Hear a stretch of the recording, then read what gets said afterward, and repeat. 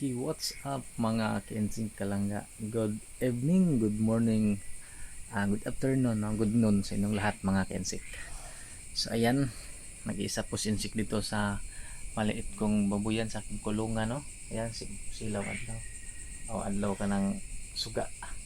So ayan, ito pong inahin ko mga Kensik. So before pong lahat, mugreto sa kog happy birthday Auntie Juicy. Ingat palagi and good health and more birthday to come and enjoy your day Auntie Josie. So love you. So ayan mga Kensi Kalangga, balik po tayo sa aking konting vlog, no? Kasi ako lang pong isa dito, may may duyan ko. Nagduduyan ko kasi ayan po mga Kensik. Binabantayan ko po ang aking alagang baboy, yung inahin ko. Siya po mga Kensik ay 113 days po ngayon, no? Bukas mag 114 po siya mga Kensik.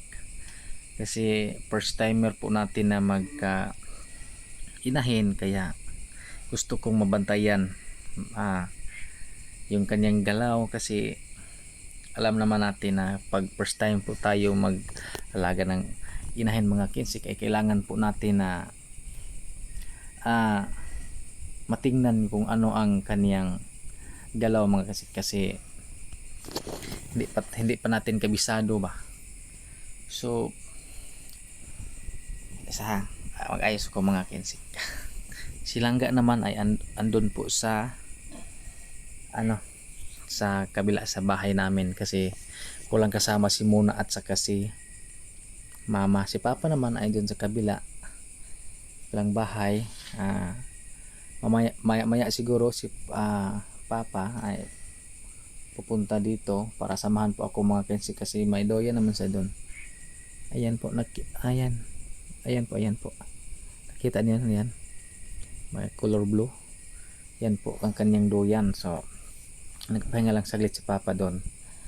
Ayan mga Kensik, first priority po natin ang aking inahin ay talagang kailangan ko munang malaman, no, paano mag-labor yung inahin, at saka paano kanang sabi sa magtabang og bakti, no. First timer ko po mga Kensik, ako mismo yung nag-alaga, ako mismo yung gumagawa ba. Tapos makita ninyo ang ating, mayroon po tayong parang planggana, no, at saka yung parang timba. Yan po mga Kensik, hinahanda ko po yan para pag magdumi yung inahin ko na si Jupay, kailangan ko po lagyan ng ganito, kasi gusto ko pong malinis palagi ang kaniyang hinigaan, kaya kailangan kong magsawod ba, sawron ako ang kaniyang dumi. Tapos naman ito naman yung parang timba, yan po ang aking isawod naman, no, para naman mabasa ang kaniyang simento mga Kensik, ang kaniyang higaan. Gusto para palaging tuyo, no. Ayan, para sa kanyang ihi yan mga Kensik. Tapos sa dumi ito pong ginagamit ko mga Kensik ay yung sa butin, no, yung parang ng butin, ang atotsikis ba. Tapos may isa po akong gawing inahin andyan sa kabila. Ayan, nakita niyo yung may ilaw. Ayan po, may ilaw. Yan po, dyan nakalagay, no, kasi hindi pa po tayo nakapagawa ng paruwing, no. Sa mag 6 months na po siya mga Kensik, ay malapit na po siyang inahin mga Kensik. Yan po, dito pa ako nag standby, no. Yung kasama ko dito yung mga huni ng mga palaka, yung palakang bullfrog. Ayan po mga Kensik, yan kasama ko na. Narinig ninyo? Ayan, ilang kasama ko, no. Malapit naman sa bahay. Yung bahay namin andun, pakita ko muna yung mismong kunting ilaw. Kita ninyo ba? Ayun. Yan. Yan. Yan po. Ang ano, yung bahay na malapit na naman. Kaya ako dito, hindi pa ko inaantok. Kaya binabantayan ko ang aking inahin. Okay. So, first timer natin. Sana magawa nating gusto nating gawin mga kensik. Ito naman po mga kensik, ipapakita ko sa inyo yung aking kuna ng mga biik. Ayan, kuna ng mga biik mga kensik. Ayan, may ilaw na po siya. Yung heater natin na brother lamp, yan po. Tsaka ko na lang po lagyan ng kumot, no? May ano naman ako, may kumot naman ako doon na para hindi lamigin yung biik natin. Talagang naghanda po ako. Tapos itong maliit na karton mga kensik, andyan po lahat ng mga gamit ko, no? Ayan po dito, nakahanda po yan mga kensik. Talagang ayan, hindi ko lang muna ipakita kasi gusto ni Jopay na parang si Jopay ay magsaba ba, maingay si Jopay makinsig pag pag makarinig siya ng mga ganun na bagay. Kaya hindi ko lang pakita, tsaka na lang mga kensik, no? Yan po, pinalibutan ng trapal ang aking kulungan. Yan po. Yan po ang isa kong gawing inahin.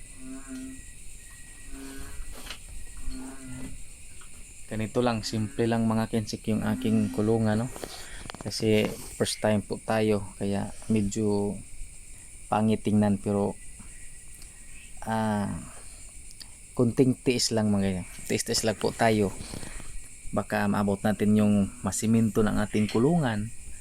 Ay yan po ang binabala ko mga kensik, na pag makapon po kayo, makapag kanang ipon, yan pong gawin ko. Kasi nakita nyo, kawayan lang yung gilid, yung parang simit, kawayan lang po mga kensik. Ayan, so kailangan ko po talagang palitan pag may pira po tayo mga kensik.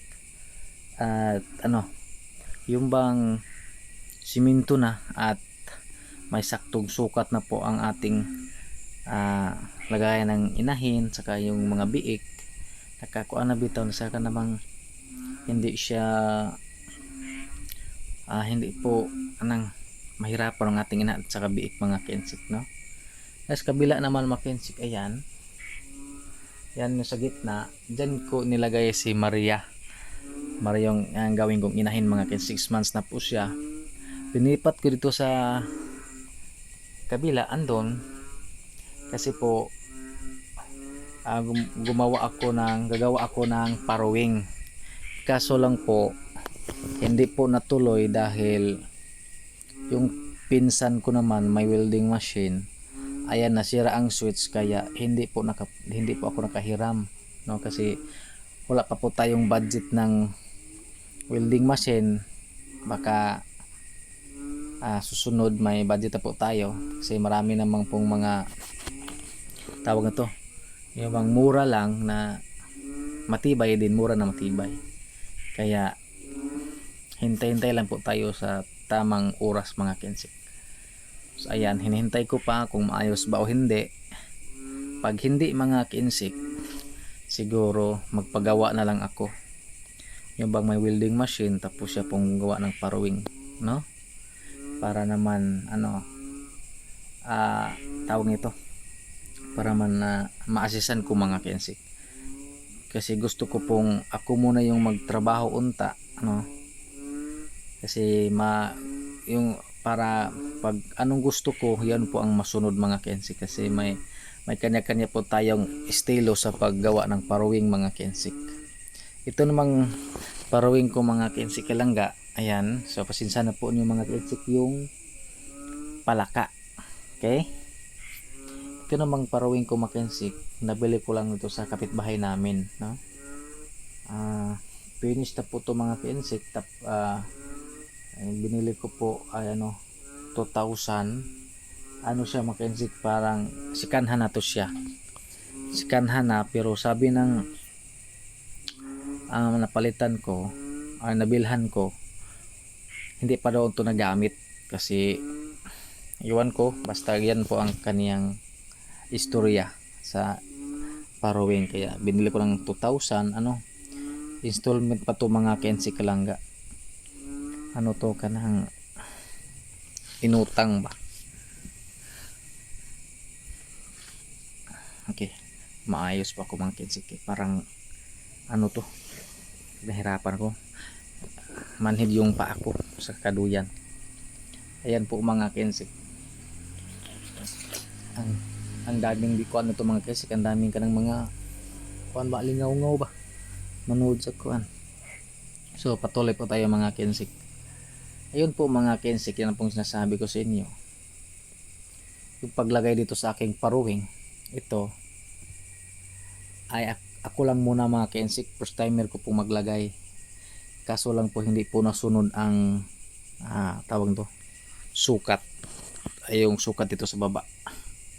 Yan, medyo mataas siya. Kaya pag ganitong forma ng inahin, pag ng kahiga, ayan yung kaniyang likod ay lumusot, no? Lumusot dito. Kasi mataas lang. Kasi hindi ko po alam mga kung anong sukat.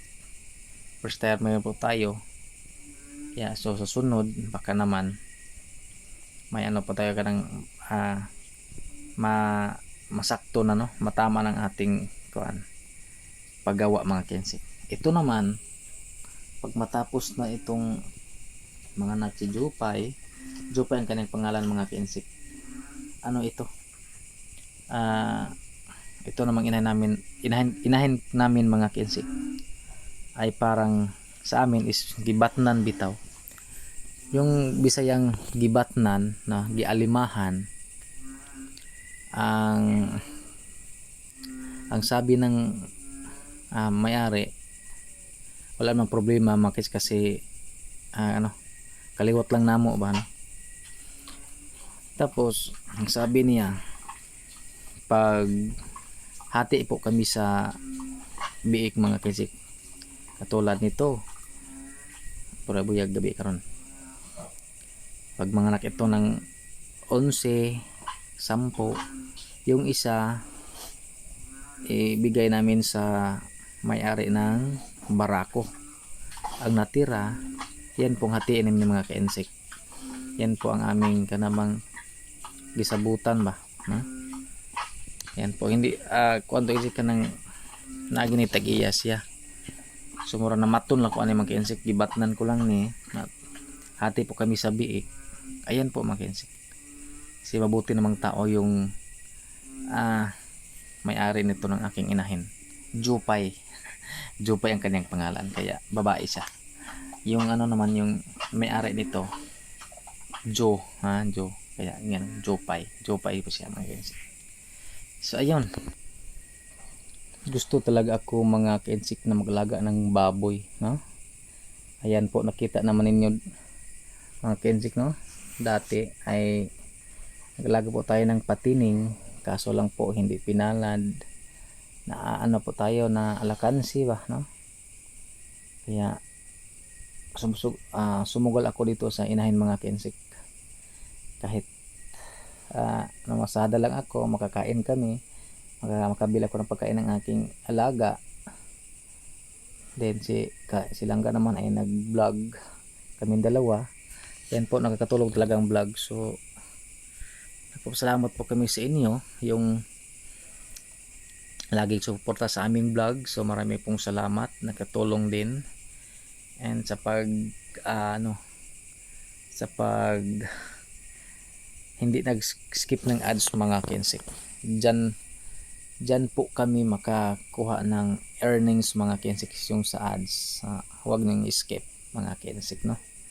Kaya alam naman ninyo na ang pag-vlog ay Yan sa ads lang po kami na makakuan, maka revenue mga insect. Ayan. Ito naman sa kabila mga insect. Yan pong ating kuan, binbantayan, no? Nag-guard ako dito. Ganun lang. Simple yung buhay. Yan po naman mga insect, ginagawa ko yan. Ginagawa ko yan. Yung may partner sa sa labas. Talagang trabaho ko yan. 3 weeks before mag-due si Jupay, para naman sirado, walang makapasok na mga manok, no? Dito naman mga kids, hindi maiwasan nyo makapasok yung mga palaka. Ayan, mga palaka ay naghintay po sa mga ang mananap ba, yung mga kunting kuan, manaot tawag na, basta kunting mga kanang suong-suong may na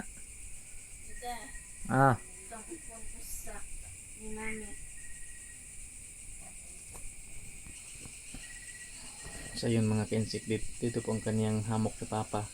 Ayan.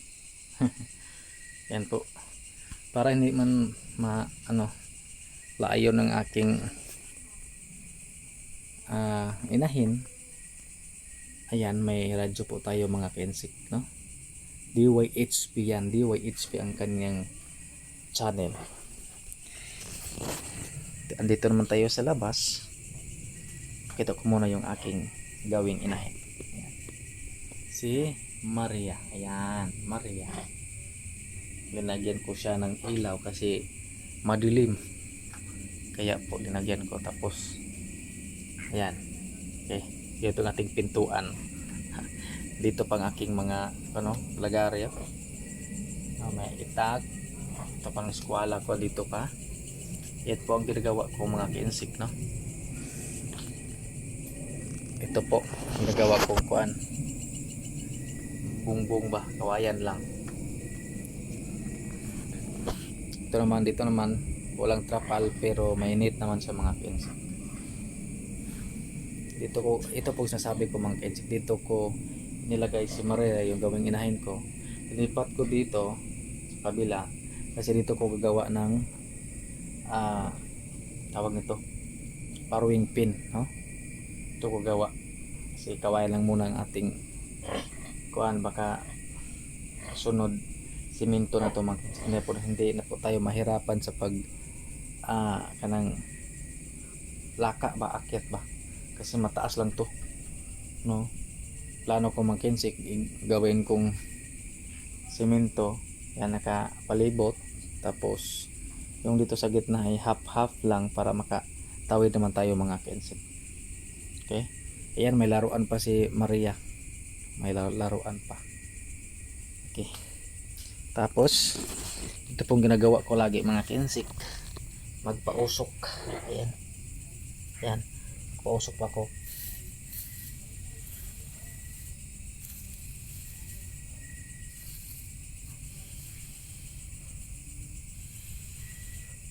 Para naman mawala yung lamok mga kinsik, no? Yung mosquito.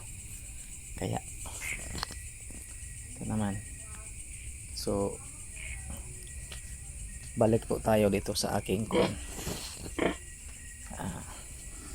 tawag nito, aking duyan. Ayan mga kinsik, iniwan ko muna yung tsinelas ko dito, no? Naiwan ko muna kasi madumi, kaya nagdala po ako ng sinilas mga kinsik. Ayan po, nagdala po ako sa loob para naman madumihan yung simento. Ayan po mga kinsik, yan po, nagpapausok po tayo para hindi naman yung kuwang lamok. Pausok po tayo. Ayan. Ay. Dalang.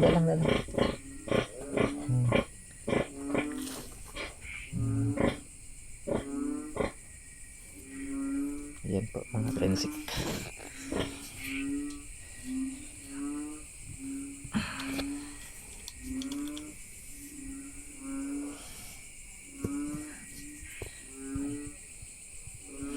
Lagyan ko ng ilaw dito mga kensik sa may puwitan niya para makikita po natin ang mangyari mga kensik. Yung ilaw ko baga doon lang sa malapitan sa may radyo. Ayan, may radyo. Ayan, may radyo ba? Ayan, radyo yan. Diyan po linagay ko. Kaso lang po madilim dito kaya linipat ko dito mga kensik. Handa na po yan mga kensik. No, tapos may naman ako, may mga panapto naman ako mga kensik. Andun. Panapto na yan, yung may karton na yan. Para yan, nahindaan ko talaga mga kensik para sa mga mas na big. Kailangan po natin na may basahan. Okay. Doya na po tayo mga kensik.